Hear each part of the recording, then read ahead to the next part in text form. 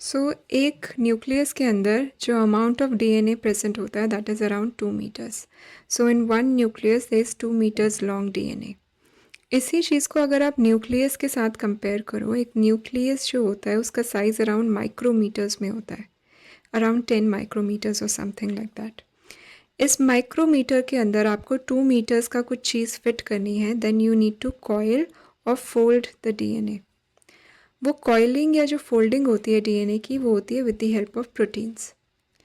अब प्रोटीन्स जो होते हैं वो कॉइल्स बनाते हैं, फोल्ड्स बनाते हैं डीएनए में, एंड उन कॉइल्स या फोल्ड्स को स्टेबलाइज रखते हैं डीएनए में। आप देखोगे कि ये जो फोल्डिंग होती है ये एक लेवल में होती है, लेवल्स में फोल्डिंग होती है। ये डीएनए है, इसमें फोल्डिंग हुई तो आपके पास कुछ ऐसा स्ट्रक्चर बना, इसमें फोल्डिंग होती है तो ऐसा स्ट्रक्चर बनता है, इसमें फोल्डिंग होती है तो कुछ ऐसे स्ट्रक्चर्स बनते हैं, lastly you get a structure like this, जो कि most condensed form of DNA होता है, highly coiled form of DNA होता है। आप देख रहे हो कि जैसे जैसे फोल्डिंग होती जा रही है नए नए स्ट्रक्चर्स बनते जा रहे हैं, एंड जैसे जैसे फोल्डिंग होती जा रही है ये जो फाइबर है उसकी लेंथ छोटी होती जाती है। सपोज अगर ये डीएनए का मॉलिक्यूल 1 सेंटीमीटर या 1.5 सेंटीमीटर लॉन्ग है, तो यहाँ तक आते आते उसका जो लेंथ होता है वो नैनोमीटर्स तक बन जाता है कुछ। ऐसे ही अगर आप डीएनए की विड्थ देखो, इट इज़ अराउंड 2 नैनोमीटर, और ये जैसे ही फोल्ड होता रहता है तो ये जो स्ट्रैंड है, ये जो फाइबर है, ये थिकर बनता रहता है, and at last you get, ये 2 नैनोमीटर था, यहाँ पे ये 1400 नैनोमीटर बन जाता है। फोल्डिंग के साथ साथ ये जो स्ट्रैंड है, जो फाइबर्स हैं, ये छोटे होते जाते हैं और थिकर होते जाते हैं।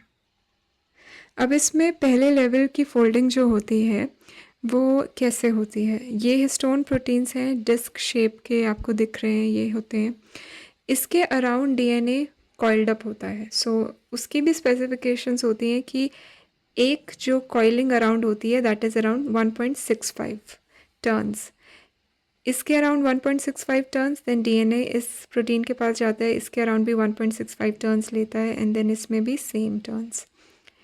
तो ये जो पूरा स्ट्रक्चर बना है it looks like beads on a string, and therefore the name beads on a string, कि एक स्ट्रिंग के ऊपर जैसे किसी ने बीड्स लगाए हुए हैं, इस तरह से ये दिखता है, इसलिए इसको नाम देते हैं बीड्स ऑन अ स्ट्रिंग।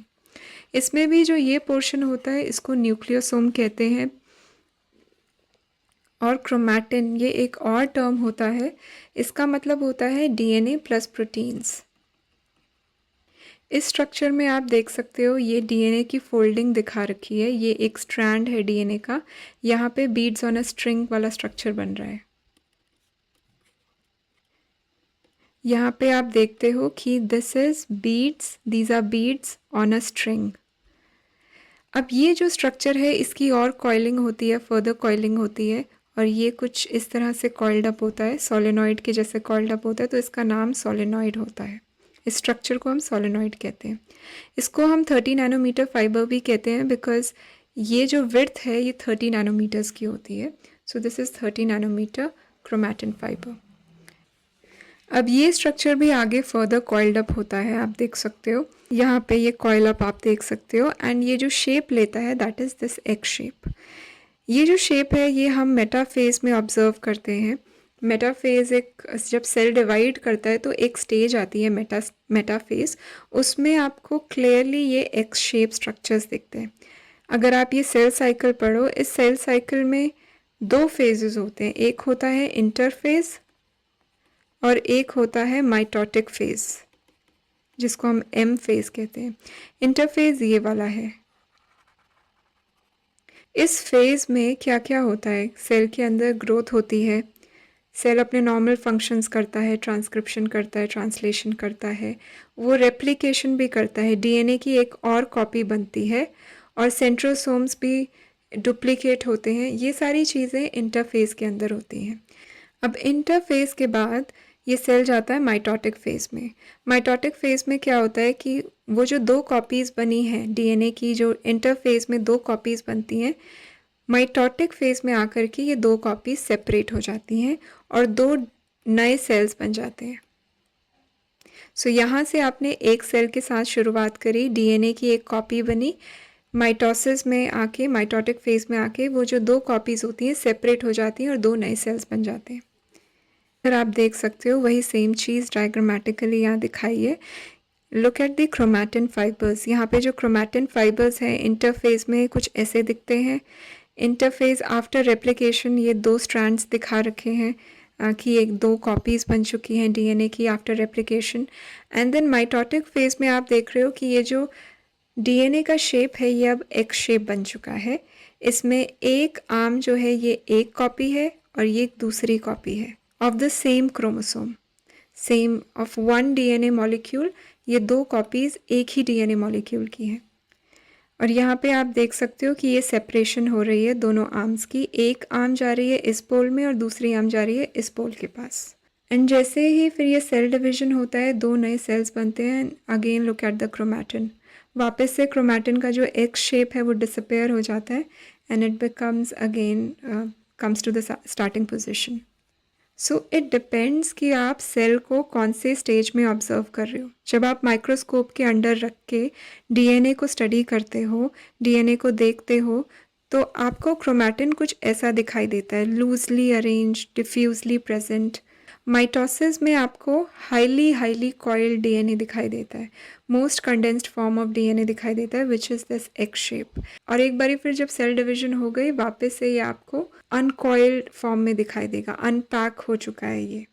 सो अभी अगर हम उस क्रोमोसोम के एक्स शेप को, स्ट्रक्चर को स्टडी करें तो आपको यहाँ पे जैसे मैंने बताया ये एक आर्म एक कॉपी है, दूसरी आर्म दूसरी कॉपी है सेम क्रोमोसोम की। ये पूरा एक क्रोमोसोम है, इसकी दो कॉपीज़ अटैच्ड है बीच में एक दूसरे के साथ। इनको बोलते हैं सिस्टर क्रोमैटिड्स। ये दो कॉपीज़ होती हैं, इनको सिस्टर क्रोमैटिड्स कहते हैं।